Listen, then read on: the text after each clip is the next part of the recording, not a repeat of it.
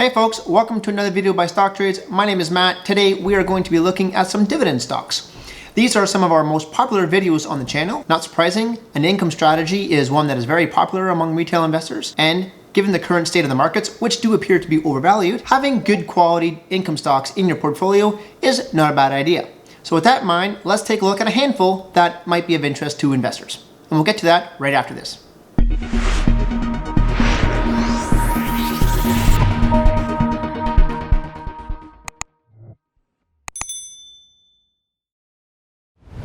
We're going to jump right into it. And the first stock on our list is BCE. When it comes to high quality blue chip companies, there are very few that compare to BCE. It has one of the biggest reach and widest moats in the country. As the largest telecommunications firm in the country, BCE provides services to over 9.6 million customers across Canada. And it is the only one of Canada's big three to have a strong presence from coast to coast. Right now, BCE yields an attractive around 6%, which is above its historical averages. The company also owns an 11-year dividend growth streak, and it is a Canadian dividend aristocrat. Over this time, it has averaged approximately 5% annual dividend growth. Now, I know you might be thinking, 11 years doesn't seem like that long of a growth streak. However, context is important here. At first glance, the streak is a little misleading. The company froze the dividend back in 2008 when it was being taken private by a group led by the Ontario Teachers Pension Plan. That deal ultimately fell through, and the company resumed growing the dividend shortly after. Since it went public in 1983, BCE has never missed a dividend payment, nor has it cut the dividend. One of the biggest drawbacks with this company is the high payout ratios. Currently, the dividend accounts for 103% of adjusted earnings. Although this may be concerning, it's important to note that the rate as a percentage of cash flows drops considerably. Currently, the dividend accounts for approximately 66% of free cash flow, much more reasonable. Given that the company is currently trading in line with historical averages, it's neither cheap nor expensive compared to its peers, BCE is an excellent option for income investors looking for stable and reliable income. Next up on our list, we're going to go with a company that often doesn't get associated with dividend growth, but is a very strong income player, and that is Magna International. Magna International too often gets overlooked as a reliable income stock. So why is that? Likely because it operates in a very cyclical industry, which is the automotive industry. So not surprisingly, investors tend to lump Magna International along with auto manufacturers. However, Magna is really establishing itself as a reliable and strong income stock. It is one of the largest auto parts manufacturers in the world.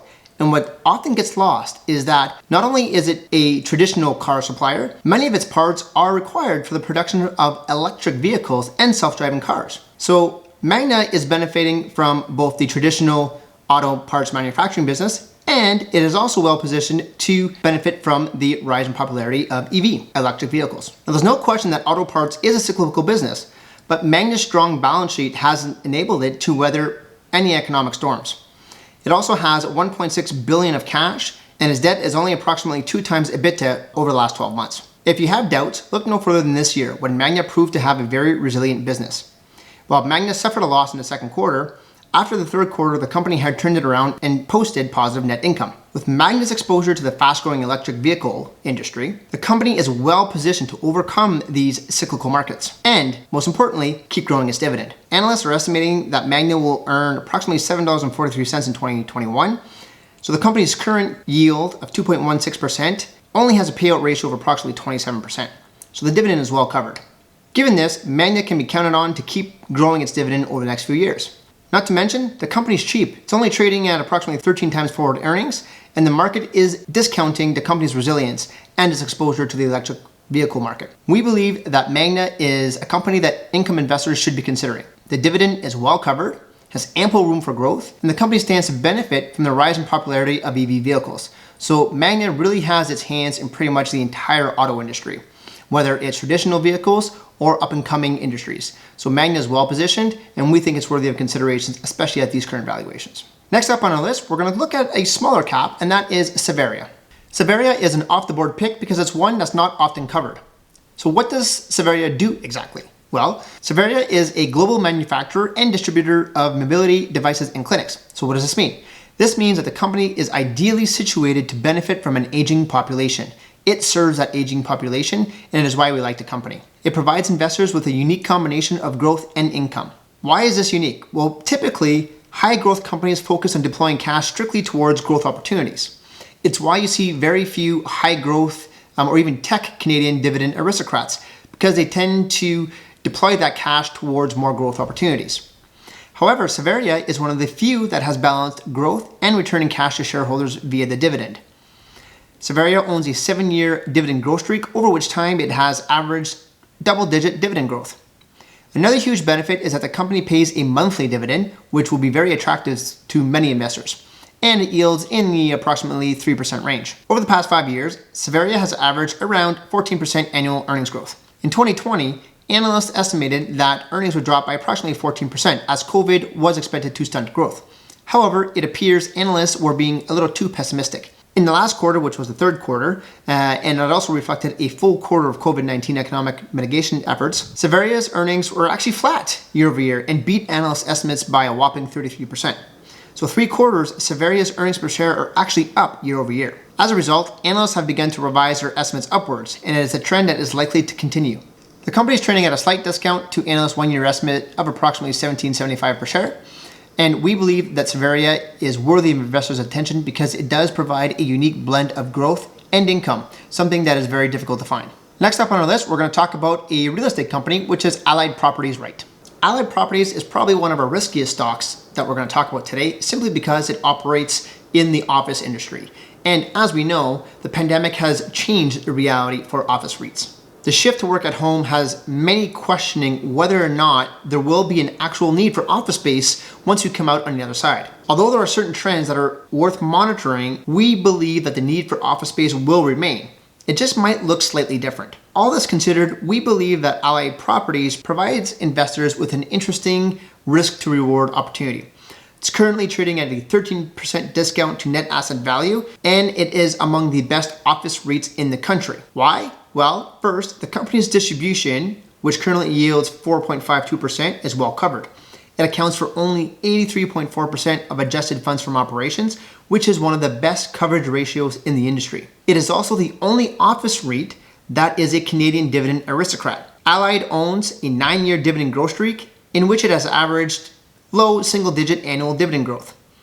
In December, Allied announced it was actually raising the dividend for 2021 by 3%. This is a huge sign of confidence by management. Allied Properties is also in one of the best financial position of its peers.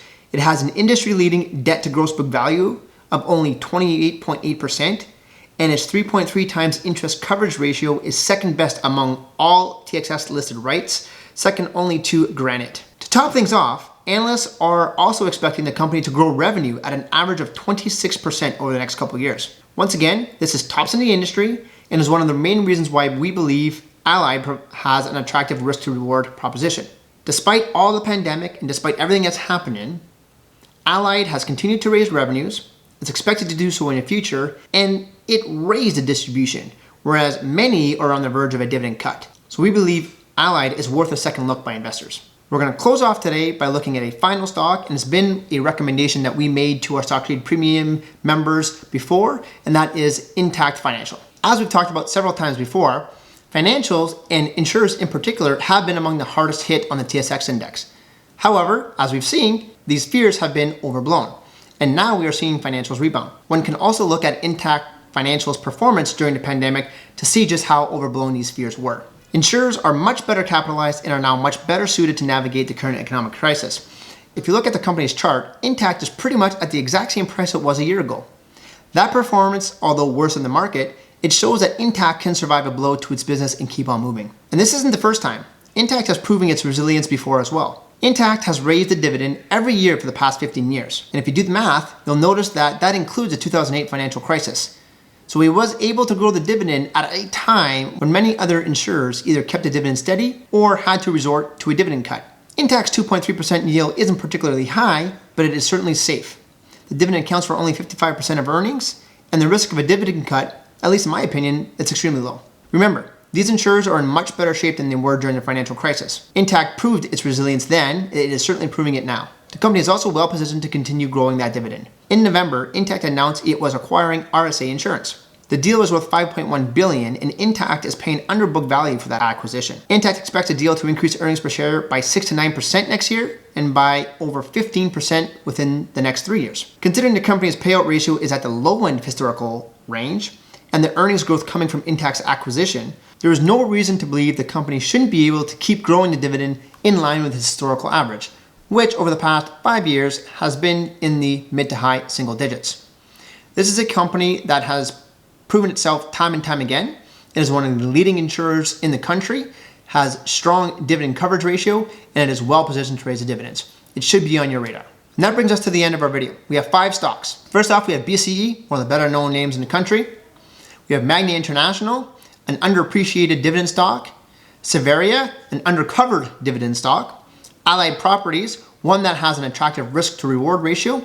And finally, we have Intact Financial, one of the best financial stocks on the TSX index. Let us know in the comments, which one of these stocks do you own? Do you own all 5? Do you own one? Personally, I own Savaria. I like the company. I think it's well positioned to outperform moving forward. Do you think any of these other ones are going to outperform? Do you think any of them will underperform over the next year? Interested to hear your thoughts. So please drop a note in the comment below. And as always, please hit that like button and subscribe to our channel for more great Canadian content.